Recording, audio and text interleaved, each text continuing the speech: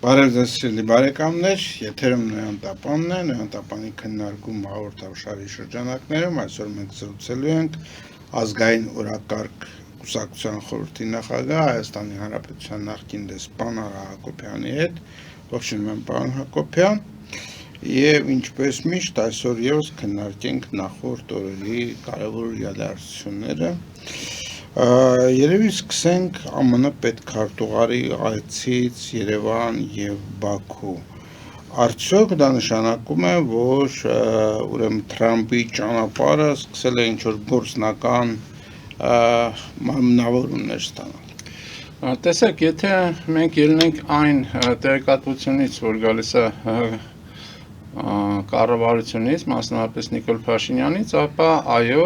եւ այցելությունը բարձրաստիճան պաշտոնյայի Թրամփի ճանապարհի աշխատանքային քննարկումների սկիզբն է դրվել կամ շարունակությունն է իրականացվում եւ նորից ելնելով Փաշինյանի ասածից նախապատրաստական աշխատանքները ընթանում են եւ որոշվել է թե երկու ովքեր են համակարգելու այդ աշխատանքային խմբի, որը նորից ըստ Փաշինյանի փոքր խումբ է լինելու եւ ամերիկյան կողմից դա լինելու է պետքարտուղարի տեղակալի օգնական, եթե չեմ սխալվում, իսկ հայկական կողմը համակարգելու է ԱԳՆ-ից փոխնախարար եւ փոխվարչապետ միաժամանակ ավելի ընդգրկուն։ Այնպես որ ինչքան ոնց որ թե ամերիկական կողմը շարունակում է այդ գործընթացի եւ իրականացումը եւ ինչ որ իմաստով նաեւ վերահսկում է, որովհետեւ ոնց որ թույլ չեն տալիս, որ դա քնեցվի։ Եվ այստեղ ուզում եմ նաեւ անդրադառնալ, որ դրան, նաեւ ասեմ, որ նույն պաշտոնյան այցելել է նաեւ Բաքու, այնտեղ նույնպես ունեցել են քննարկումներ եւ կոմունիկացիաների մասով եւ ինչպես եւ Հայաստանում եւ Ադրբեջանում ընդհանուր առմամբ քննարկումներ եղել հայ-ադրբեջանական հարաբերությունների կարգավորման համատեքստում, այդ թվում ինչպես եւ տեղեկատվություն շրջանառվեց եւ որը Փաշինյանը չմերժեց, քննարկումներ ա եղել գերեվարված հայերի ազատման կամ արտահանձման Հայաստան, որին էլի ըստ լուրերի Ալիևը ասել է, որ մենք այդ հարցը կլուծենք առանձին Փաշինյանի հետ, հայկական կողմի հետ եւ մենք ունենք դրա ձևաչափը, որը նորից Փաշինյանը չմերժեց։ Այսինքն ամերիկյան կողմը շահագրգիռ է եւ եթե հիշում եք Թրամփը ԱՄՆ-ում Փաշինյանի հետ հանդիպման ընթացքում դրան փորձեց անդրադառնալ, անգամ ասեց, որ ես պատրաստ եմ հիմա ուղիղ տեքստով Ալիևին այդ հարցով դիմել, բայց Փաշինյանը նույնպես խուսափեց ասելով, որ մենք կլուծենք։ Հիմա այս ամենի ասելով ես ուզում եմ նաև անդրադառնալ շատ հետաքրքիր մոտեցման հերթական անգամ, որը արտահայտել է Թուրքիայի արտաքին գործերի նախարար Ֆիդանը։ Ինչ է ասել Ֆիդանը, անդրադառնալով հայ-թուրքական արդեն հարաբերությունների կարգավորմանը հերթական անգամ թուրքական կողմը ասել է հետևյալը, որ հայ-թուրքական հարաբերությունների կարգավորումը ամբողջական համատեքստում, ամբողջական շրջանակում ուղիղ կախվածություն ունի ածանցյալը հայ-ադրբեջանական հարաբերությունների կարգավորման։ Եվ այստեղ նշել է երկու պայման, որոնք պետք է այդ հարաբերությունները կարգավորեն, որպեսզի ստորագրվեն հայ-ադրբեջանական, այսպես կոչված խաղաղության փաստաթուղթը, մեր բանով, մեր մոտեցմամբ դա վերջնական կապիտուլյացիայի փաստաթուղթը հայկական կողմի համար։ Հիմա որոնք են այդ երկու նախապայմանը։ Առաջինը դա մեր սահմանադրության փոփոխությունն է։ Այսինքն սահմանադրության մեջ պետք է ըստ թուրք-ադրբեջանական կողմի որևէ պահանջատիրական դրույթ չլինի, այսինքն դա պետք է արտահայտված չլինի այնտեղ Ղարաբաղի հետ կապված դրույթը, այնտեղ ենթադրում են պետք է արտահայտված չլինի ցեղասպանության հետ եւ պահանջատիրության որևէ նշույլ, այսինքն որևէ երանգ թուրք-ադրբեջանական կողմից, դա չեմ կարծում վերաբերում միայն Ադրբեջանին, պետք է չլինի։ Դա մի խնդիր, որը շարունակ ասվում է եւ դա մնում է թուրք-ադրբեջանական կողմի հստակ եւ բավականաչափ կոշտ պահանջը, բայց մի բան նոր է ավելացել։ Եվ այդ նոր ավելացումը շատ հետաքրքիր է։ Մյուսը դա ոնց որ Ֆիդանն ասում Զանգեզուրի միջանցքի բացումը, այսինքն Զանգեզուրի միջանցքը պետք է սկսի աշխատել, որպեսզի հայ-ադրբեջանական հարաբերությունները կարգավորվեն, որից ուղիղ բխում է հայ-թուրքական հարաբերությունները։ Այսինքն Զանգեզուրի միջանցքի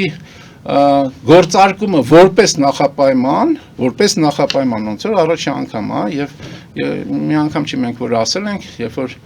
միտեղ զիջում ես, երկրորդն են բերում, երկրորդ պահանջն են բերում, երրորդն դա շարունակ, դա վերջ չունի եւ վերջ չի ունենալու։ Հիմա հերթական անգամ արդեն Զանգեզուրի միջանցքի գործարկումը իրենց բառերով ասած Զանգեզուրի միջանցք դարձավ նախապայման։ Հիմա ըստ Ֆիդանի հիմա այստեղ նորից հետաքրքիր էր Հայաստանի արտաքին գործերի նախարարությունը ներկայացնող Արադ Միրզոյանի արձագանքը, ասելով որ դե մենք հայ-ադրբեջանականը, հայ-թուրքականի հետ չենք ուզում իրար հետ կապենք, դա առանձին գործընթացներ են որպես այդպեսին տեսնում, այնտեղ կա կորելացիա, բայց մենք չենք ուզում դա իրար հետ կապ։ Այնգեր, այդ քու ուզել չուզելը որևէ նշանակություն չունի։ 35 տարի շարունակ բոլոր Հայաստանը ներկայացնող կառավարիչները արտաքին գործերի նախարար լինի, նախագահ լինի, ով ուզում լինի, կառավարության անընդհատ նույն այդ թեզը գերշկական խորամանկությամբ փորձել են բան անել, ներկայացնել եւ իրականացնել, ասել որ մենք թուրքերի հետ առանձին կունենանք, ադրբեջանցիների հետ առանձին, եւ այս թուրք-ադրբեջանական կողմը, մասնավորապես եւ առաջին հերթին թուրքական կողմը մի անգամ չի որ մերժել է, ասել է ոչ։ Դա այդպես չի լինելու։ Մի Արադ Միրզոյան, դու էլի ասում ես մենք չենք ուզում, ձեր ուզելը ոչ մի նշանակություն չունի։ Այստեղ ինձ մոտ հարց առաջացավ, պարոն Հակոբյան, հասկանալի է, որ Թուրքիայի կողմը փորձելու է դա անընդհատ կապել, բայց չէ որ հայկական կողմն էլ պիտի փորձի անընդհատ անջատել, եւ դիմադրության այդ փորձերը մեջ այդ փորձերը լինում են տարբեր հայտարարություններով, ձևերով եւ այլն։ Ինչ եք դուք բացառում, որ այս ձևով հայկական կողմը փորձում է այնուամենայնիվ տարանջատել այդ process-ները։ Հայկական կողմը փորձում է տարանջատել, բայց հայկական կողմի փորձերը առ ոչինչ են, որովհետև թուրք-ադրբեջանական կողմը հստակ 35 տարի շարունակ, այսինքն սկսած դեռևս այն պահից, երբ որ հայ-ադրբեջանական պատերազմը, այսինքն Ղարաբաղյան պատերազմը սկսվեց, հստակ այդ պահից սկսած եւ բլոկադային է մասնակցել թուրք-ադրբեջանական բլոկադա եղել եւ հստակ դիրքորոշումներ է հայտնել եւ աներկբա աջակցություն է արտահայտել Ադրբեջանի Այսինքն այդ ամեն ինչը ինչքան կարելի է նույն ջարդած տաշտակի առջև նստել այսինքն այդ բան այսինքն դուք առաջարկում եք չփորձել իհարկե չփորձել որովհետեւ պետքա փորձել այլ բան Ինչ այլ բան դա նշանակում է հետեւյալը դու անընդհատ չլինես ձերքդ պարզած խնդրողի դերակատարում երբ որ դու հայ-ադրբեջանական եւ հայ-թուրքական հարաբերությունները փորձում ես ձևավորել կամ կարգավորել եթե կուզեք ելնելով Հայաստանի միջազգայինորեն արձանագրված իրավունքների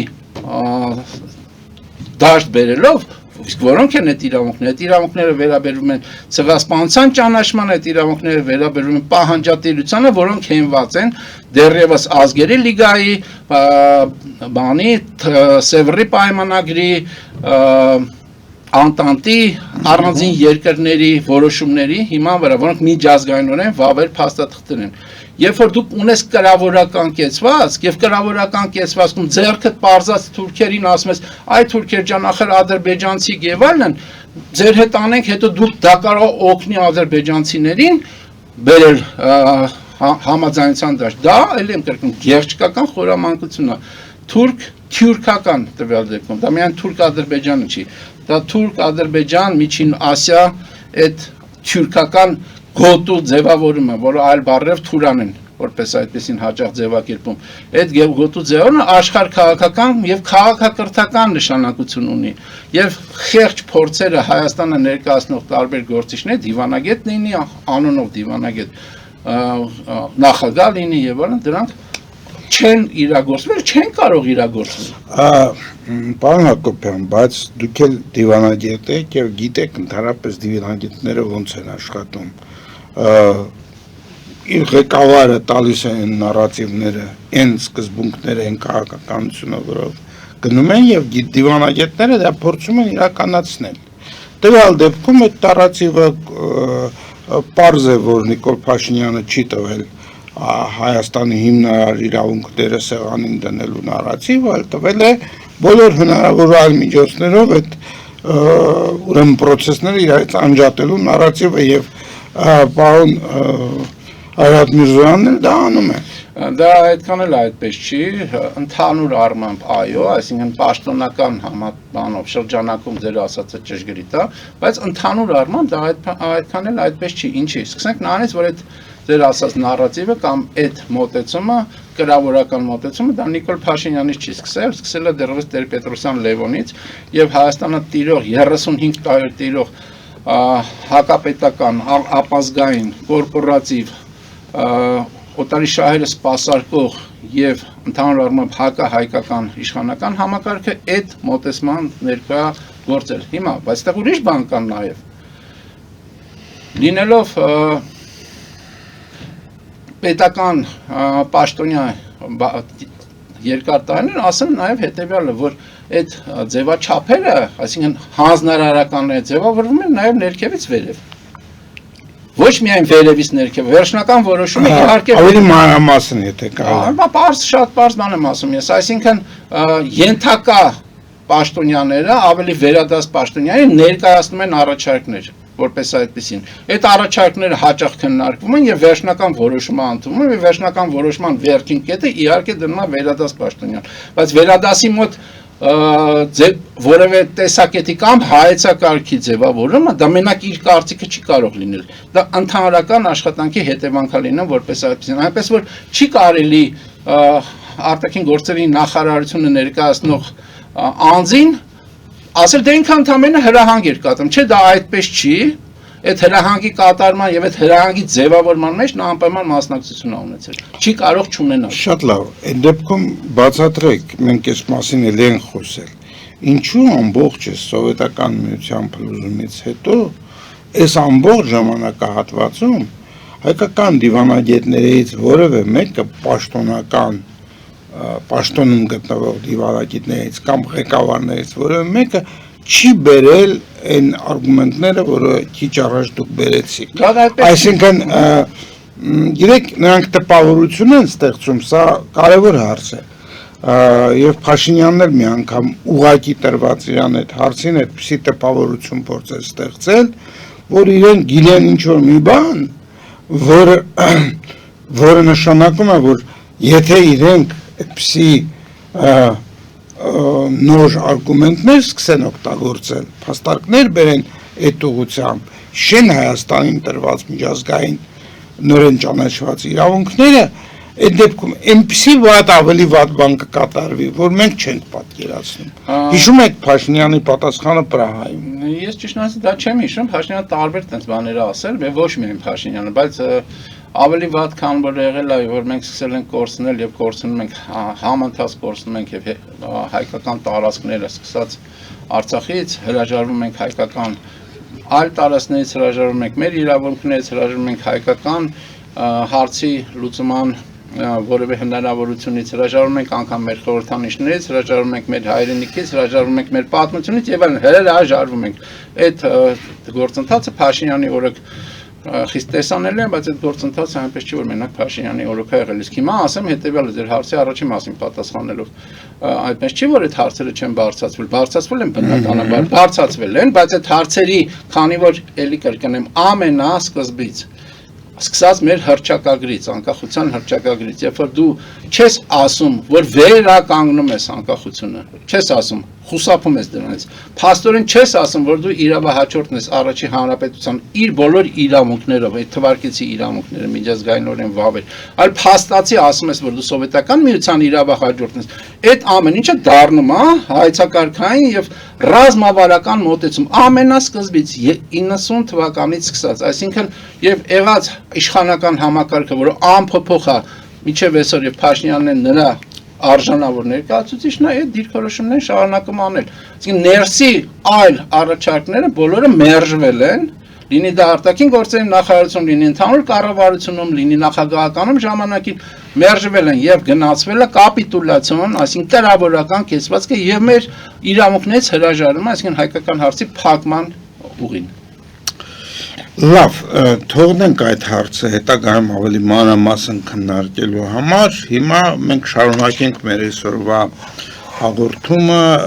եւս մի հետաքրքիր երևույթով։ Ես խոսում եմ միջին ասիական երկրների հետ ֆորմատը, որը կարծես թե առանց Ռուսաստանի ինչ որ մարմին է ստանում եւ դրան ավելացել է նաեւ Ադրբեջանը եւ նաեւ Փաշինյանի այցելությամբ։ Տեսեք, դա նույնպես կարծում եմ կարևոր աշխարհաքաղաքական տեսակետից է կարևոր եւ հայ-թյուրքական տվյալ դեպքում, այսինքն ամբողջ թյուրքական աշխարհի հետ հարաբերությունների համատեքստում է կարևոր։ Այսինքն չմոռանանք, որ վերջերս տեղի ունեցավ 5+1 ձևաչափով հանդիպում ԱՄՆ-ում, Վաշինգտոնում, այսինքն ամերիկյան կողմը միջինասիական երկրների հետ իր հարաբերությունները փաստացի ռազմավարական եւ աշխարհաքաղաքական շրջանակում հարաբերությունները ակտիվացրեց էապես միջին ասիական երկրները ունեն այդ 5 երկրները ունեն իրանց մեջ համապատասխան, այսպես ասած, խորհրդատվական ձևաչափ եւ այդ ձևաչափին ընդհանուր որոշումով միացրեցին նաեւ Ադրբեջանին, այսինքն հստակ ձևակերպեցին, որ դա թյուրքական ուղի է։ Այսինքն դա աշխարհագրական միավոր չի, այլ աշխարհաքաղաքական եւ քաղաքակրթական միավոր է, եւ դրա համար Ադրբեջանը դարձավ այդ միավորի անդամ։ Եվ այստեղ Ղազախստանի դերակատարումը հետաքրքիր է Հայաստանի հետ մասնավորապես կապված։ Ղազախստանի նախագահը եկել էր Հայաստան, հետո հիշում ենք, որ իբր բանի ապաշրջապակման, այսպես ասած, շրջանում համատեքստում Ղազախստանից ցորեն, թե ինչ ցորեն էր բան, հետո աղմուկ բարձրացվեց, բայց դա չէր կարևորը։ Ղազախստանից եկավ ցորենը Հայաստան, հիմա Փաշինյանը գնաց Ղազախստան, իրեն շնորհվեց ամենաբարձր ղազախական պարգևը, հարաբերությունները հայտարարվեց, որ բարձրացել է ռազմավարական համագործակցության բանի, չնայած երկուսներ ԵԱՏՄ անդամ են, այսինքն շատ ավելի բարձր է, քան ռազմավարականը, բայց այնուամենայնիվ հատուկ շեշտադրում եղավ եւ այստեղ մի այլ կարևոր բան եղավ, որին պետք է ուշադրություն դարձնել։ Ղազախստանի նախագահ Տոկաևը ասեց, որ իրանք շատ շահագրգռված են Թրամփի ուղի այս ծրագրին մասնակցելու։ Այսինքն այլ բառերով ասած նշանակում է, որ ղազախական կողմը հավակնում է, որ այսպես շահառու կլինի, այլ բառերով էլ ասած փայատեր կլինի այդ ուղու գործողություններից։ Հիմա եւ որին Փաշինյանը արձագանքեց, ասեց մենք շատ ուրախ կլինենք։ Այստեղ ուզում եմ մի հատ բարձ բան հիշեցնեմ։ Փաշինյանը, երբ որ հարց էր տրվում իրեն, թե այդ կոնսորցիումը, որ հայ-ամերիկյան ստեղծվում է եւ հետո որոշակի պատվիրակում է լինելու որևէ ստեղծվող ընկերության, որը այդ ծրագիրը պետք է իրականացնի, կարող է այդ ստեղծվող ընկերությունը լինի օրինակ Թուրքիայի կամ Ադրբեջանի կողմից ստեղծված ընկերություն եւ Փաշինյանը հստակ պատասխանեց, ասեց այն երկրները, որոնց հետ կապված մենք ունենք վերապահումներ, չեն կարող լինել այդ ընկերության այսպես ասած հիմնադիրներից։ Ղազախստանը այս եւ հայկական տիրույթում եւ ընդհանուր առմամբ այդ բանը չունի, այդ իմիջը չունի։ Երբ որ դա լիներ Թուրքիա, դա լիներ Ադրբեջան, դա այդպես կլիներ, բայց մի քիչ առաջ խոսեցինք նրա մասին, չէ՞ որ դա թյուրքական միավոր է ընդհանուր առմամբ։ Թյուրքական ծրագրեր են ընդհանուր առմամբ իրականացվում։ Թյուրքական պետությունների կազմակերպություն կա առանձին վերցրած, որի ամենաակտիվ անդամներից մեկը հենց Ղազախստանն է։ Այսինքն ես կարծում եմ, որ իդեմս Ղազախստանի թյուրքական կողմը ներկայացվելու է, այսինքն Ղազախստանն է պատվիրակված, որ թուրքական կողմը ներկայացված լինի Թրամփի ուղի ծրագրում։ Եվ ընթացս մենք կտեսնենք դա այդպես է թե չէ, բայց ես կարծում եմ, որ բոլոր քայլերը ցույց են տալիս, որ դա է լինելու ապագա տրամաբանությունը։ Շատ լավ, ես հիմա առաջարկում եմ դուրս գալ կարճատև գովազդային դադարից, ելի հեռուստադիտողներ մնացեք մեզ հետ, դուք կարող եք մեզ զանգահարել նաև էկրանին երևացող համարներով եւ հարցեր տալ մեր հյուրին, գովազդից հետո, եթե զանգեր լինեն, մենք ժամանակ առ ժամանակ կպատասխանենք այդ զանգերին։ Գովազդը եթերում։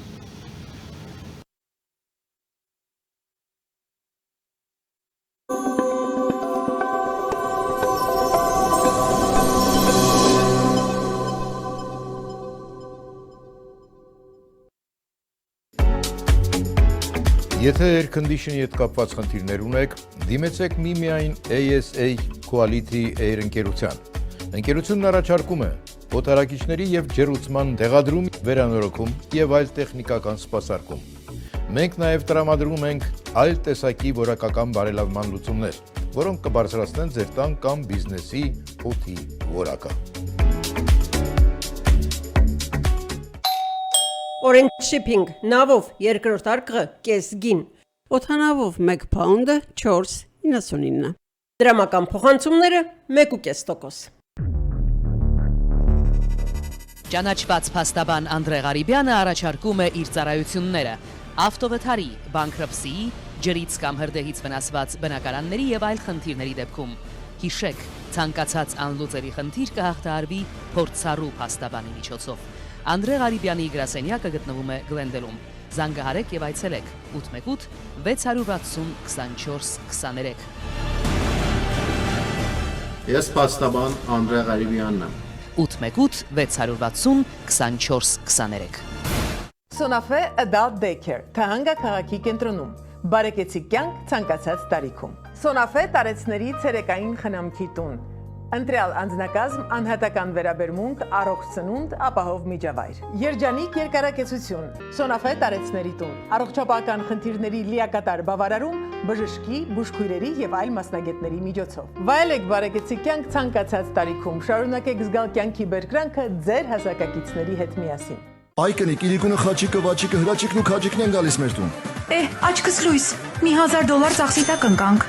Չէ, 300։ Պա, էդ ինչ եմ բերելու որ։ 12 տեսակի appetizer, հավի ու տավարի անուշահամ քյաբաբ, հավի եւ խոզի ածուխի վրա պատրաստած խորոված ախորժելի սալմոն։ Ուխ, դե զանգիր։ 707 771 77 71 Vivaldi Catering ծառայություն։ Խնայիր եւ վայելիր։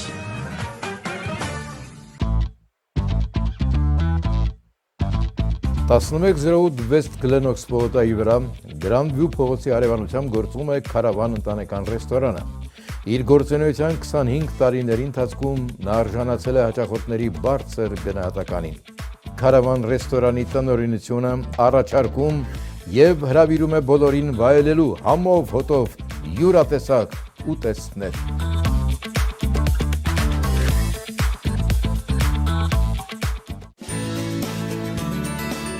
Այստեղ կարող եք գտնել տան եւ օֆիսի կահույքի մեծ տեսականի։ Court Furniture-ը հիանալի պայմաններով կահույք գնելու ամենամեծ վաճառակենտրոնն է 2 հասցեներով։ Court Furniture-ը առաջարկում է financing։ Ունենք մատրասների մեծ տեսականի, եվրոպական Simba եւ ամերիկյան։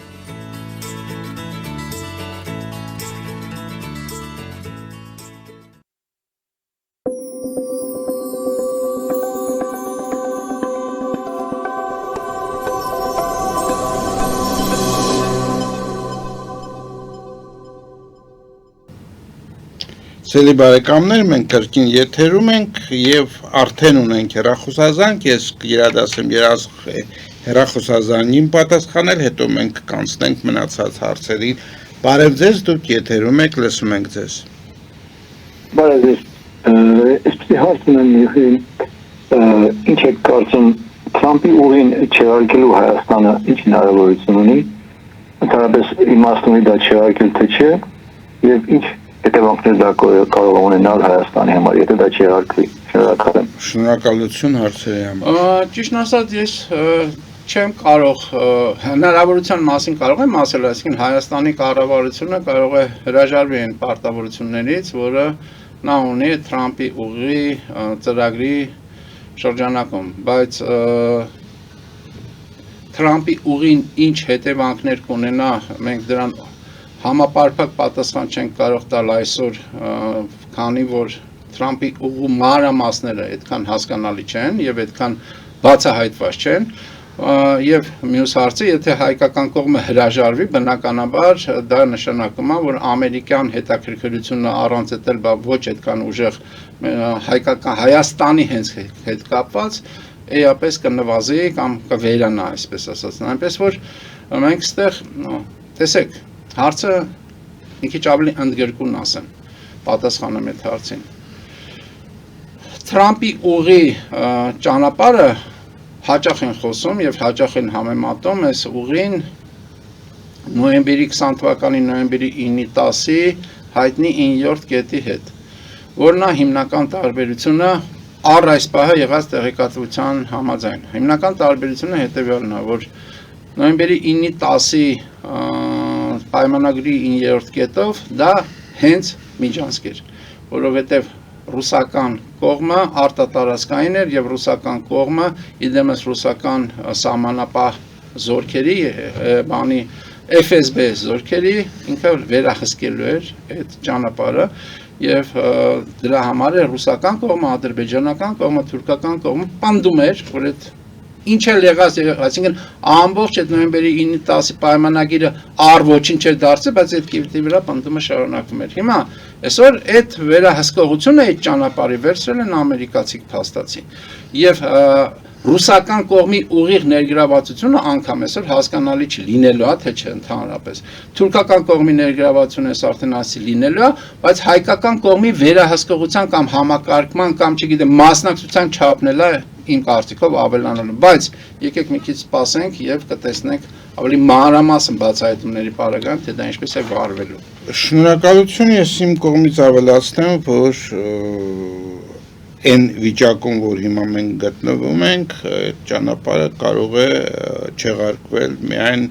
9-րդ կետի վերականգնումը, ընդհանրաբար եւ այդպես, այո։ Եվ ցավոք սրտի, քանի որ մանրամասները տեղյակ չենք, մենք չգիտենք նույնիսկ այդ երկու բաները ինչպես համեմատել իրար հետ էլի։ Չէ, մեկը մի արժեք կարող ենք ասենք, որ միջանցք էր, այսինքն արտատարածքային միջանցք էր։ Սա կարող է լինի, կարող է չլինի։ Այո։ Հիմա անդրադառնանք ուրեմն մեկ ուրիշ հարցի, մենք բազմիցս մեր հաղորդումներում եւ ուրիշ վերլուծաբաններ եւս բազմիցս խոսել են այն մասին, որ մեր տարածաշրջանի ապագա ճակատագիրը նաեւ մեծապես կախված է ռուս-ուկրաինական պատերազմի ելքից։ Եվ ահա մենք տեսնում ենք, որ Տրամպը առաջարկեց խաղաղության պայմանագիր, որը ըստ էության ուրեմն ռուսական կողմի պահանջների բավարարում էր ի հաշիվ ուկրաինական կողմի եւ բնականաբար Ռուսաստանը արդեն արձագանքել է, որ ինքը կողմ է, Ուկրաինայի նախագահն էլ հանդես է եկել հայտարարությամբ եւ ուրեմն ժողովրդին է դիմել որպես ամենածանր պահերից մեկը, բայց իմ հարցը հետեւյալն է. մենք գիտենք, որ այդ պատերազմի արդյունքը անդրադառնալու է նաև մեր տարածաշրջանի վրա, ինչ է կարծում Տրամպի նման առաջարկությունը, որը որ ինձ թվում է Վուդկովի առաջարկության բան էլի նույնն է։ Մոդեռնիզացված տարբերակներ։ Հա, կարող է պատահել, որ էլի տարբեր ճնշումների տակ ուրեմն մեր մոտ էլ այդ Տրամպի ճանապարհը էլի այդպիսի տրանսֆորմացիա կրի եւ մենք փաստորեն ունենանք բավականին ոչ նպաստավոր պայմաններ։ Նախ ռուս-ուկրաինական պատերազմ։ Տեսեք, անդրադառնանք ռուս-ուկրաինականին, ճիշտ ասած դուք ասեք ռուսական կողմը համաձայն է, ես լսել եմ Պուտինին, նա չի ասել որ համաձայն է, ասել է որ սա այս փաստաթուղթը հենց ասելով որ Ալեսկայի պայմանավորվածությունների նորացված տարբերակն է, մոդեռնիզացված տարբերակն է, կարող է հիմք լինի մեր հետագա գործողությունների եւ բանակցությունների համար։ Այսինքն իմիջիալս նույն բանը փաստացի ասել է նաեւ Զելենսկին, բայց այդտեղ տարբերությունը հետեւյալն է, այն ինչ որ նույնպես դուք ասացիք, այդ 28 կետանոց պայմանագրի մեջ հիմնական զիջող կողմը դա Ուկրաինան է, այսինքն եւ Զելենսկին դիմելով ժողովրդին հետեւյալ կերպ ասել, որ մենք պետք է ընտրենք երկու բանի միջև ոչ արժանի, հա, արժանապատվության կորստի, ոչ արժանապատվության կորստի կամ դաշնակցի կորստի կամ գործընկերոջ ռազմավարական պետականության կորստի։ Ինքը պետականություն չի ասում, ռազմավարական գործընկերոջ բանի կորստի միջև։ Այսինքն դա կռվան է, որը պետք է որոշվի, բայց մյուս կողմից ուկրաինացիք չեն ուզում Զելենսկին, գոնե չի ուզում, որ հնարավորություն տա որևէ կողմի, ամերիկյան կողմին, թե ռուսական կողմին տապալումը բանակցությունների կամ բանի կարգավորման գործընթացի դրվի իրենց վրա եւ այստեղ ասվում է, որ մենք պատրաստ ենք այս թղթով անգամ բանակցություններ վարել, որը ել եմ կրկնում, իսկ կամ մանրամասները այդ թղթի ասեմ, հիմնականում դա տարածքների կորուստ է, հիմնականում դա բանի ինքնիշխանության մի շարք տարերի կորուստը, այդ թվում կապիտուլյացիոն դրսևորում ունեցող կորուստներ են, մասնավորապես օրինակ զորքի կրճատում, մասնավորապես բանի համապատասխան զենք զինամթերքների բացակայություն պետք է լինի Ուկրաինայում, ՆԱՏՕ-ի անդամակցության խնդիր պետք է չլինի, եւ դա ամեն ինչը պետք է ամրագրվի ռուսական այլ ծայրահեղական պահանջները, մասնավորապես ռուսական լեզվի հետ կապված, որոնք մշակութային բան են, ռուսական եկեղեցու, ուղղափառ եկեղեցու հետ կապված, եւ միշտ բազմաթիվ պահանջներ, որոնք դրված է այդ փաստաթղթի մեջ Վիտկոֆի թեթև ձեռքով, որը ինչպես եւ մի անգամ չի որ ես այստեղ ասել եմ, ավելի շատ ոնց որ ներկայացնում է ռուսական կողմը, քան որևէ այլ կողմ, անգամ նույնիսկ ամերիկյան կողմ, այսինքն Վիտկոֆը Թրամփը անմիջական իր վրա չի վերցնում, որպեսզի Պուտին-Թրամփ այդ խոսակցությունները նորից չսկսեն, թե ինչի է Թրամփը սպասարկում ռուսական շահը, դա անում է Վիտկոֆի միջոցով։ Հիմա այստեղ կարևոր է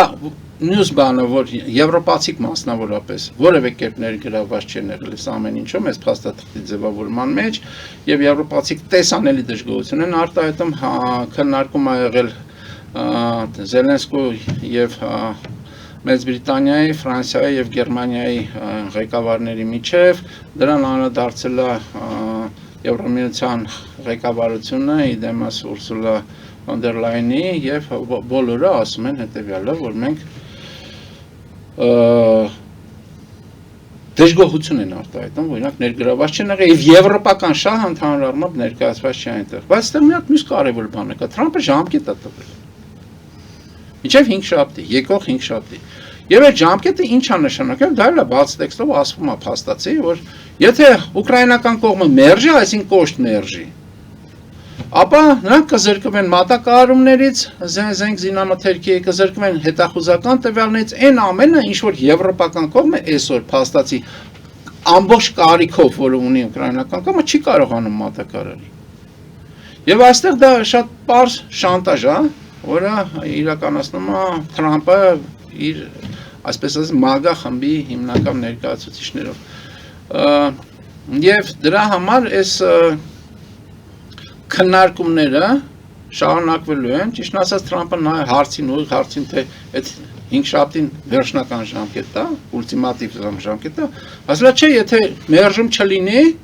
մենք շատ ենք տեն ժամկետներ դրել, ժամկետը կերկարացվի, այսինքն այն ինչ որ ենթադրվում էր, որ եթե սկսեն խոսել ուկրաինացիք, ապա եւ եվրոպացիք դրան մասնակցեն կամ խառնվեն, ապա դա ինչով կավարտվի դժվար է ասել, բայց որ դա ռուսական կողմի համար ընդհանուր առմամբ բանի դեմքը լվալու հնարավորությունը դա պետք է ասել, ստեղ որտեղ ուրիշ կարևոր բան կա, այդ 28 կետի մեջ կա Ռուսաստանին հետ բերել դեպի միջազգային հանրություն, հետ բերել դեպի աշխարհը կառավարող երկրների շարք, այսինքն G7-ը նորից G8 դարձնել, այսինքն Ռուսաստանին դրա մեջ ներգրավել, Ռուսաստանի հետ ծրագրեր անել տարբեր այդ թվում քաղաքական եւ առևտրային եւ այլն։ Եվ այդ ամեն ինչը պետք է արվի, ոնց որ եւ արվեց Մերձավոր Արևելքում, հատուկ մարմին է ստեղծվում Թրամփի նախագահությամբ։ Այսինքն Ռուսները ընդունում են, որ Թրամփի եթե ընդունում են իհարկե, որ Թրամփի նախագահությամբ այս ամենասին Ամերիկայի նախագահությամբ այս ամեն ինչը վերահսկվելու, համակարգվելու եւ իրականացվելու։ Հիմա ժամանակա պետք։ Վատ շատ պայմանագիր է, բայց այստեղ մի հատ կարևոր եզրահանգում եմ ուզում անել, որտեղ դրան անդրադարձավ արդեն Վենսը, Թրամփի Ամերիկայի փոխնախագահը։ Ասեց, որ այստեղ նաև հաշվի առնվելու Ուկրաինայի ինքնիշխանությունը, եւ այդտեղ որոշակի երաշխիքային նաև հատկանիշներ կան, որը ՆԱՏՕ-ի 5-րդ հոդվածին համապատասխան է, այսինքն Ուկրաինան ՆԱՏՕ-ի անդամ չի դառնում, բայց երաշխիքներ լինում են ՆԱՏՕ-ի 5-րդ հոդվածին համապատասխան, եթե Ուկրաինայի վրա եթե հարձակումը լինի, դա հարձակումը ՆԱՏՕ-ի վրա։ Այսինքն այդ կետը կա եւ Վենսի ասացը, որ Ուկրաինայի ինքնիշխանության բաները, տարերը եւ ինքնիշխանությունը ընդհանուր առմամբ մենք փորձել ենք պահպանել։ Հիմա գիտեք, այդտեղ sense հետաքրքիր բան, կորուստները կապիտուլյացիոն են թվում առաջի հասկից եւ այդ կորուստները փաստացի եղած կորուստների բացի Դոնեցկի, այդ հատվածը, որ ուկրաինացիք են այսօր վերահսկում, պարտադրվում է ըստ այդ թղթերի, որ նրանք հանձնեն ռուսներին եւ ճանաչեն այդ փաստը։ Բայց այն մյուս կողմից այն վերջնանպատակը, որի մասին նորից Պուտինը ասեց էս հետ կապված, այն վերջնանպատակը, որ ունի ռուսական կողմը, այդ վերջնանպատակը չի իրականացվում։ Այսինքն Ուկրաինայի դենացիֆիկացիան եւ դեմիլիտարիզացիան ընդհանուր առմամբ եւ Ուկրաինան կորուստներ ունենում, բայց ռուսական բաներ, ծրագիրներ չի իրականացվում։ Այսինքն Ռուսաստանը չի կարողանում Ուկրաինան ամբողջական գրավել եւ ենթարկեցնել Իրան։ Եվ նաեւ համաձայնություն կա ըստ փաստաթղթի, որ Ուկրաինան եթե ՆԱՏՕ-ի անդամ չի, ապա Եվրամիության անդամ պետք է լինի։ Այսինքն ՆԱՏՕ-ի 5-րդ հոդվածով երաշխիքներ եւ Եվրամիության անդամ։ Ծանր կորուստներով է Ուկրաինան այդ ձեռքբերումը ճակերտներում ունենում, բայց ունենում է։ Եվ Ռուսաստանի մաքսիմալ ծրագիրը կայսրության վերականգնման կայսրության տարածքներում ներառյալ Ուկրաինան, դա չեղարկվում է փաստացի։ Հիմա ինքը նորից հակասական փաստաթուղթ է եւ պետք է տեսնել թե ինչ ընթացք ունենա։ Հիմա անդրադառնանք հայկական ձեր հարցի մյուս մասին, Հայաստանի հետ կապված։ Այո, Ռուսաստանը, եթե այդ ուղղությամբ գնում է այդ փաստաթղթի որոշակի փոփոխություններով կարող է ընդունվի, Ռուսաստանի ձեռքերը որոշակիորեն ազատվում են այդ պատերազմից, որտեղ ամբողջ կենտրոնացումը Ռուսաստանի այդ պատերազմի վրա է եւ ռեսուրսների խիստ սպառում կա բոլոր իմաստերով, եւ մարդկային, եւ բարոյական, եւ ֆինանսական, եւ ռազմական։ Նա այդ վիճակից սկսում է դուրս գալ, առավել եւս որ տնտեսական առևտրատնտեսական հարաբերությունների կետեր կան, այսինքն Ռուսաստանի հնարավորություն են տալու վերականգնել սանկցիաների վրայից ժամանակի ընթացքում հանել եւ այլն։ Պարզաբար թեքվելու է դեպի այս կողմ։ Եվ պարզա ռուսական ճնշումը հայկական կողմի վրա, Հայաստանի վրա մեծանալու է։ Եվ հաշվի առնելով նաեւ այն փաստը, որ գործող վարչակարգը իդեմս նաեւ իր կառավարչի Նիկոլ Փաշինյանը ինքը ֆլուգերային այսպես ասած քաղաքականություն ավարա ռուսական ճնշումը որ ավելացավ նա ֆլուգերային թեքվելու է դեպի Ռուսաստան եւ դա ինչքանով կազդի կամ ինչպես կազդի ենթանք նույն ձեր ասած Թրամփի ուղի այդ ծրագրի վրա դժվար է հիմա ասել բայց կարա օրինակ ոնց որ այլ հարցերում Թրամփը առևտրային գործարք կնքի ռուսների հետ եւ համատեղ կառավարում լինի այդ ամեն ինչը որտեղ հայկական շահը նորից կչեղարկվի որպես մանրադրամ կդրվի մի կողմ Դե ամենամեծ վտանգը դա է եւ այստեղ խնդիրը հետեւյալն է թե դուք չեք տեսնում որ Թրամփի իշխանության օրոք կարծես թե այդ պայմանագրերի տրամաբանությունը բանը լրիվ փոխվել է այնտեղ լրիվ գործարքներ են եւ այդ բարոյականություն ինչ որ սկզբունքներ, մարդու իրավունքներ, չգիտեմ ինչ եւ այլն, որ արևմուտքը երկար ժամանակ կարճած էր այդ բաներին, հիմա չկան։ Տեսեք, եւ այո եւ ոչ, այո, դուք ճիշտ եք որ գործարքային, այսինքն deal, անընդհատ Թրամփը խոսում է, ես գործարք կնքեցի, ես գործարք կնքեցի եւ առևտրային այդ դրսեւորումը խիստ արտահայտված է, բայց մյուս կողմից պետք է հաշվի առնել, որ այսօրվա Ամերիկայի վարչախումբը դա մենակ MAGA խումբը չի։ Որը ձեր ասացի կրողն է, ամբողջական կրողն է։ Ամերիկայի այսօր վարչախումբը նաև աջ հանրապետականներն են։ Եվ այսօր քրիստոնեական ազգայնականությունը օրինակ։ Դա աջ հանրապետականների ուղղությունն է, որը առաջ են մղում։ Եվ ազգայնականությունը ընդհանուր առմամբ եւ քրիստոնեական ազգայնականությունը ոչ իզոլացիոնիստական մոտեցումները, որը ի սկզբանե գերակա էր։ Հիմա դա այդպես չի, դա նորից աջ հանրապետականներն են առաջ մղում։ Հիմա ներամերիկյան պայքարում էլ այդքան միարժեք չի, օրինակ թե ինչ լուծումներ կլինի, որովհետև օրինակ նույն հայտնի սենատոր Գրեհեմը, որը Թրամփի հենարաններից է, այսինքն գործող վարչակարգի հենարաններից է սենատում, արտահայտվել է, ասել է, որ ես այդ գործարքի մասին առանձնապես չգիտեմ եւ մենք շարունակում ենք մեր կոշտ հակառուսական գիծը եւ մտածում ենք, որ սանկցիաները պետք է ավելանան։ Այսինքն նա արտահայտվել է դրա հետ կապված։ Ուզում եմ ասել,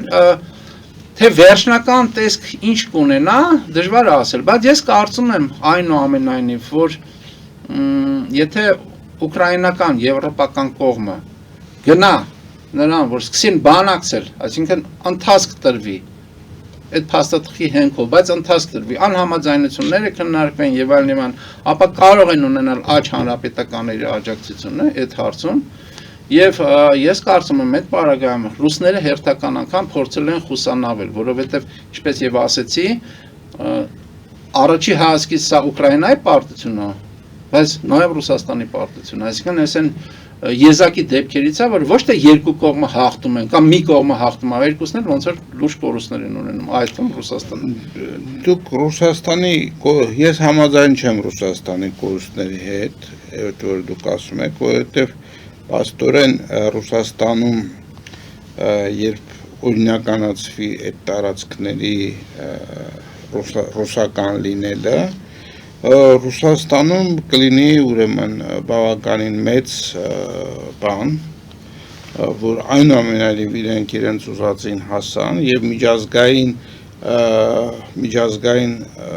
օրենքների կիրառությունը ընդհանրապես կդառնա ուղղակի երկրորդական, երրորդական, 10-րդական։ Տեսեք, դուք աշխարհակարգի նոր աշխարհակարգի ձևավորման համատեքստում եք խոսում, նոր օրենքներ են ձևավորվելու եւ նոր օրենքները, նոր աշխարհակարգի նոր կանոնները լինելու են հետո պարտադիր։ Իսկ հիմա այն կանոնները, որ եղել են Յալտա-Պոցդամի դեռևս համատեքստում, այդ կանոնները այսօր չեղարկվում են փաստացի։ Այո, այդ աշխարհակարգը երկար ժամանակ եղել է, հիմա չի աշխատում։ Բայց ինչի դա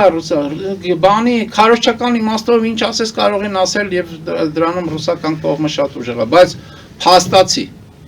փաստացի ռուսական կայսրության վերականգնում տեղի չի ունենում։ Եթե նույնիսկ այս վատ փաստաթղթով իրականացվի բանի ռազմական գործողությունների ավարտ։ Չտեղի չի ունենում, եւ դա է Ռուսաստանի պարտությունը։ Ռուսաստանը որպես երկիր դադարում է լինել այնպեսին, որ ինքը իր կայսերական հնարավորությունները կարող է վերականգնել։ Չի ստացվում։ Եվ չի ստացվում, այս անգամ կարող է ստացվի 5 տարի հետո, 10 տարի հետո։ Դե այդտեղ դուք բանեք, ասում եք հետեւյալը, որ արևմուտքը այս ամեն ինչի դաշ չի քաղելու։ Այսինքն արևմուտքը եւ դրա մասին եք խոսենք։ Արևմուտքի դասը, հիմա արևմուտքը դեմ է, այս արտահայտվել են տարբեր երկրի ղեկավարներ, որ դեմ են եւ փաստորեն իրենք էլ գտնվում են Թրամփի ճնշման տակ։ Հնարավոր է արդյոք որ դա բերի ՆԱՏՕ-ի ես չգիտեմ քայքայման կամ ասենք ՆԱՏՕ-ն երկուսի մասի բաժանվի։ Տեսեք նորից դուք արևմուտք ասածը ինքներդ տարանջատեցիք ԱՄՆ եւ Եվրոպա, դա մի կարևոր բան որ դուք ասացիք, ես դրա հետ համաձայն չեմ։ Եվ երկրորդ բանը որ դուք ասացիք Ամերիկան ներկայացրեցիք դեմս Թրամփի միայն, ես նույնպես նորից դրա հետ համաձայն չեմ։ Այսինքն ես մի քիչ առաջ ասացի, որ Ամերիկայի վարչակարգը դա Թրամփը չի եւ մագախումբը չի միայն։ Ամերիկան կամ նաեւ աջ հանրապետական թևը, որը դրանց գործունեությունը պիտի ինչ որ ձևով երևա։ Երևում Դե հիմա թվարկեք ինչ որ գործողություններն են, որոնք որ ուրեմն հակադրվում են այդ Թրամփի գործողություններին։ Որ աշխարհի որ մասում։ Աշխարհի բոլոր մասերում, որտեղ Ամերիկան այսօր իրականացնում է իր ծրագրերը, բոլոր մասերում արկա են ամերիկյան աջ հանրապետական, այսինքն նորից եմ կրկնում, ազգայնական ուղղության տարրերը, սկսած Մերձավոր Արևելքից, օրինակ Շատ պարզ բան եմ ձեզ ասում։ Մերձավոր Արևելքում նպատակը վերջնական Ուիտկոֆ, Քուշներ եւ այլն այդ այսպես ասած հրեական լոբիի ներկայացուցիչներ, որոնք Թրամփի մոտ ունեն լրջագույն նշանակություն եւ ազդեցություն։ Նպատակը ի վերջո այն էր, ինչ որ արեցին ադրբեջանցիք Ղարաբաղում։ Այսինքն Իսրայելին տալ հնարավորություն, որպեսզի Իսրայելը կարողանա մաքրի տարածքը պաղեստինցիներից եւ կարողանա բան անել կլանել ամբողջական Գազայի բանը Իսրայելի մաս, այսինքն հանել ոնց որ եւ բանը Նետանյահը մի անգամ չի որ ասել է հանել ամբողջական խնդիրը երկու պետությունների հանել որ երկրորդ պետությունը չի լինելու ասել է Նետանյահն եւ դա չաշխատեց դա չաշխատեց այդ թվում աջ հանրապետականների պայքարի եվրոպացիների պայքարի աջ հանրապետականների պայքարի ընթացքում եւ ստիպված եղան գնան կարգավորման այն ճանապարհով որ նախատեսվում է փաստացի Պաղեստին երկրի ստեղծում այլ բան ասեմ Թրամփը շատ մեծ դժգոհությամբ շատ ես վերջի բաներն եմ ասում ես կարող եմ հետ գնալ եւ օրինակ Թրամփը վաղուց էր Ուկրաինան հանձնել եթե դա իր կամքը լիներ Որտեղ ի սկզբանե այդպես էր, չմոռանանք, երբ որ Զելենսկին առաջ անգամ գնաց Թրամփի իշխանության գալուց հետո գնաց Վաշինգտոն, ի ստորացման ենթարկվեց Թրամփի, Վենսի եւ մնացած MAGA խմբի ներկայացուցիչների կողմից, բայց վիճակը փոխվել։ Եվ այդ վիճակը չի փոխվել, մենակ այն բանի հաշվին, որ ուկրաինացիք կռիվ են տալիս եւ եվրոպացիք աջակցում են։ Վիճակը փոխվել, որովհետեւ նաեւ աջ հանրապետականները համաձայն չեն այդ մոտեցման հետ, որ Ռուսաստանին տես քարտ բլանշ տրվի։ Հիմա վերջի բանը ասեմ, որը նոր է։ Թրամփը ստիպված եղավ, նա դիմադրում էր մի տարի շարունակ, ստիպված եղավ համաձայնվել նրա հետ, որ Էփշտեյն կոչեցալի այդ ամբողջ բանը տեղեկատվությունը հանրայնացվի։ Իսկ ինչի համաձայն եղավ, որովհետև 100 հանրապետականներ սենատը եւ նաեւ ներկայացուցիչների պալատը ասին, որ իրանք քվեարկել են դրան կողմ։ Դեմ ես դու, դեմ չես, հարգելի նախագահ, մենք դրան կողմ ենք քվեարկելու։ Այսինքն Թրամփի գործողությունները որոշակիորեն հակակշռվում են աջ հանրապետականների քայլերով եւ Թրամփը ազատ չի այս աշխարհը դարձնել առևտրային մի հատ մեծ գործարք։ Կարող է պատահի այդ ձեր ասած աջ հանրապետականների կողմից նաեւ փոփոխություններ լինեն այս Ուկրաինա, Ռուսաստան։ Ես կարծում եմ, այո, ես դրա համար Գրեհեմի օրինակը բերեցի, որը արտահայտվել է, այսինքն ասել է, որ ես կողմ եմ, որ բան լինի, խաղաղություն լինի, կարգավորվի, բայց դա պետք է լինի համապատասխան չափանիշներով։ Փաստացի իր ասած եղել է դա։ Հա, բայց եթե այդ տարածքները այնուամենայնիվ օտարվում են Ուկրաինայից։ Բայց Ուկրաինան մնում է անկախ պետականություն, սուվերեն եւ Եվրոմիության անդամ։ Ռուսական ծրագիրը տապալվում է, ընդհանրական ծրագիրը տապալվում է, ռուսական կայսրությունը չի վերականգնվում, դառնվածն այդ մասով։ Մոտավորապես նույն բանը չի, ինչ որ ասում էր Նիկոլ Փաշինյանը, երբ մենք կորցրեցինք Արցախը։ Նա հանձնեց Արցախը պարզապես, որպեսզի պահպանի հայկական պետականությունը։ Տեսեք, բան է, էլի։ Չէ, տեսեք, ստեղ էապես տարբերվում է, ասեմ ինչու՞մ, որովհետև ուկրաինական վերնախավը այսօր շարունակում է կռիվ տալ ռուսական մեծ իմպերիայի դեմ եւ չի կապիտուլացվում փաստացի եւ կապիտուլացիոն փաստաթուղթը որ ներկայացված այնպես չի որ իրանք հալած յուղի տեղ ընդունում են իսկ հայկական կողմը քայլ անգամ չարեց երբ որ Արցախը հայազրկվում էր այն պարագայում եւ Արցախի կարգավիճակը տարբերվում է Արցախի այդ դեպքը էապես տարբերվում է մնացած բոլոր դեպքերից որոնք այդ թվում Ուկրաինայի դեպքից Եվ Ռուսաստանը իմիջիալոց իր քայլերը հիմնավորելու համար օգտագործում էր մոտավորապես այն թեզիսները, ինչ որ օգտագործում էր Արցախը եւ Արցախում։ Եթե Արցախի թեզը նայում ենք ինքնորոշման համատեքստում, ապա այո։ Հիմա իմիջիալոց այսօր նույն Ռուսաստանում, դες ինչ որ նրանց հերթական քարոզիչն է եկել այստեղ, ազգանունը չեմ էլ հիշում, ասել է Պուտինյան քարոզիչներից է, ասել է,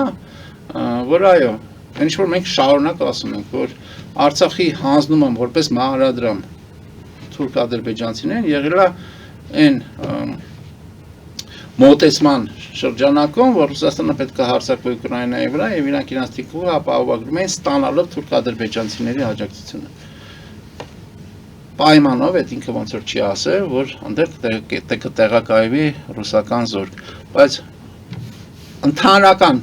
այդ ծրագիրն էլ իմպերիական ծրագիր, կայսերական ծրագիր է Ռուսաստանի, այսինքն 1921 թվի Մոսկվա եւ Կարսի պայմանագրերով նախատեսված ստատուս կվոն չպահպանվեց, այսինքն ռուսական զորքին Արցախը գնաց թուրքերին, թուրք-ադրբեջանցիներին, բայց ռուսական զորքին Արցախը եւ Նախիջևանը, բայց ռուսական զորքին ասին դուրս,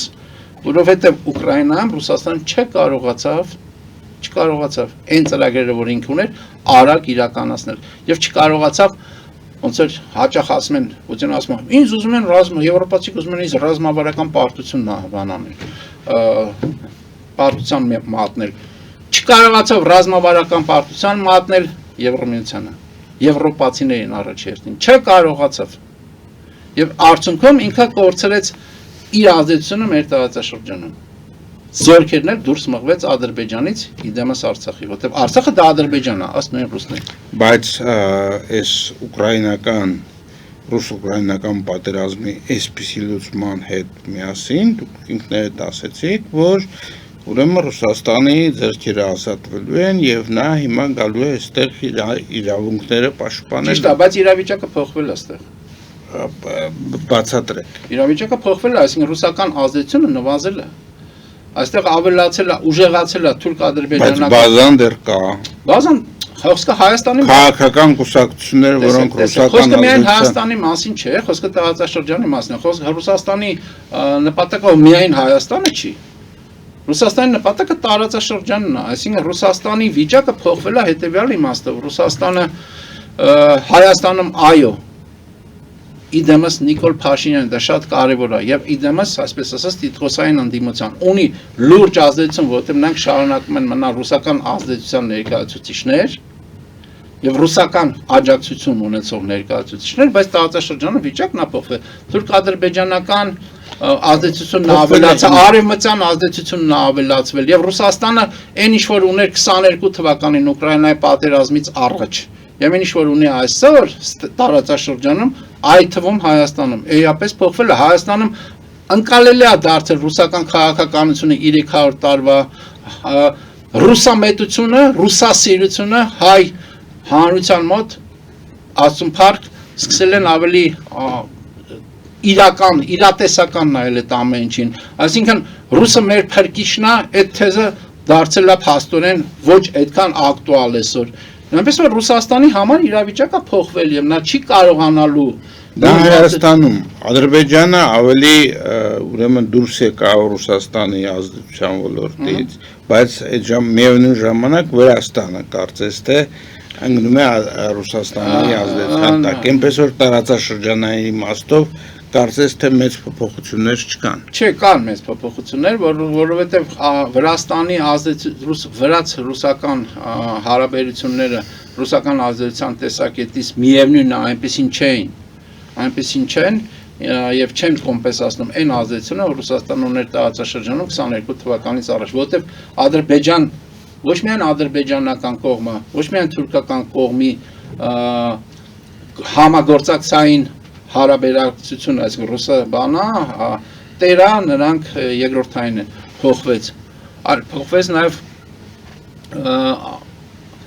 ազդեցության չափը այդ թվում Հայաստանում, ազդեցության չափը այդ թվում Վրաստանում, այսինքն ռուսականը ավելացավ որոշակիորեն Վրաստանում էս Իվանիշվիլի իշխանության շրջանակներում, բայց այնպես չի, որ ռուսականն է միայն ավելացել, թուրք-ադրբեջանականն էլ է ավելացել։ Այսինքն Ռուսաստանը ունի լրջագույն հակակշիռներ, մի բան էլ ավելացնեմ, որը ասել է Իրանի նախագահը եւ մի քանի օր առաջ։ Ասել է այդ 12 օրյա, եթե չեմ սխալվում, պատերազմի շրջանակում մենք ենթադրաբար ունեինք դաշնակիցներ կամ գործընկերներ, որոնք մեզ պիտի օգնեն, եւ ոչ մեկը չօգնեց։ Մի կասկածեք, որ ինքին նկատի ուներ հենց Ռուսաստանը կամ առաջին հերթին Ռուսաստանը։ Այնպես որ տարածաշրջան, երբ որ մենք ասում Սիրիայում ռուսական ազդեցությունը էապես նվազեց, երբ որ մենք տարածաշրջան ասում ենք, դա մենակ Հայաստանը կամ Վրաստանը չի, դա Հարավային Կովկաս, գումարած Մերձավոր Արևելք, այդ տարածաշրջանն է։ Եթե Մերձավոր Չէ, Արևելքը այդ թվում Հարավային ապա Կովկաս։ այո։ Այդ թվում Հարավային Կովկաս, այդ թվում Միջին Ասիա։ Այսինքն ռուս-ուկրաինական պատերազմը,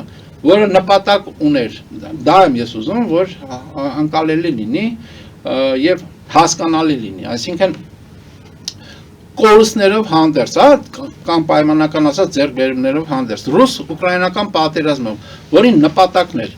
հնարավորություն ստեղծել նոր միության համար, իսկ այդ նոր միությունը պետքա ոչ միայն Ուկրաինան լիներ, եթե Ուկրաինան գրավվում էր, այդ միության մեջ էին մտնելու եւ Հարավային Կովկասի երկրները եւ միջինասիական երկրները, այդ մեգա ծրագիրը, այսինքն ռուսական կայսրության նոր կայսրության կամ վերականգ, հին կայսրության վերականգնումը իդեմս նոր միության, այդ ծրագիրը տապալվեց։ Եվ Ռուսաստանը կրեց ռազմավարական պարտություն, ինչքան էլ դա թվում է առաջի հայացքից վիճարկելի։ Շնորհակալություն պարոն Հակոբյան, սիրելի բարեկամներ, մեր հաղորդումը սրանով ավարտվեց, հիշեցնում եմ, որ մենք զրուցում էինք ազգային օրակարգ կուսակցության խորհրդի նախագահ, Հայաստանի Հանրապետության նախկին դեսպան Արա Հակոբյանի հետ։ Մաղթում եմ ձեզ ամենայն բարիք եւ մինչեւ նոր հանդիպում։